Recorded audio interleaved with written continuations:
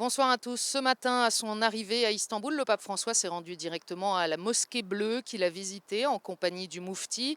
Il s'est arrêté un instant pour se recueillir dans une adoration silencieuse qui témoigne d'une certaine détente, permettant la prière d'un chrétien dans un lieu de culte musulman.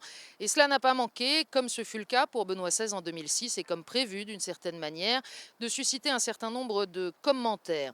Juste après, le pape a traversé la place pour se rendre à la basilique Sainte-Sophie, transformée en mosquée au cours des âges et devenue aujourd'hui un musée. Mais c'est surtout cet après-midi qu'étaient les rendez-vous importants sur son agenda. Et d'abord, la célébration de la Sainte Messe à la cathédrale du Saint-Esprit avec les fidèles catholiques des différents rites présents ici.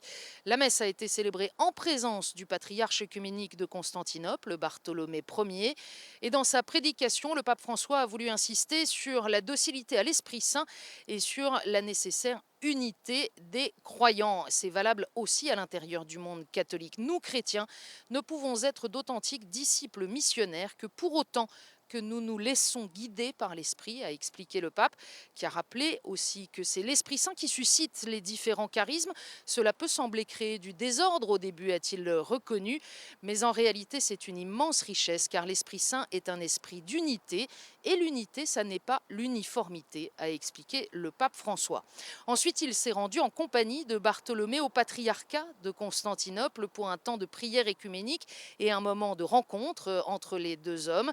Le patriarche de Constantinople qui a dit sa joie de la présence du successeur de Pierre qui témoigne de la volonté de Rome de continuer la marche dans l'espérance de retrouver la pleine communion entre les églises.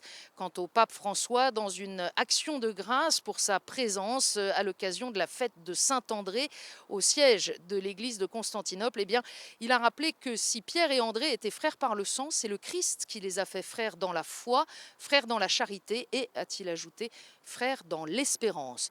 Demain matin, fête de Saint-André, le pape François assistera à la divine liturgie à l'église Saint-Georges, l'église patriarcale de Bartholomée. Les deux hommes signeront ensuite une déclaration conjointe et tout cela sera bien sûr à suivre sur KTO et ktotv.com.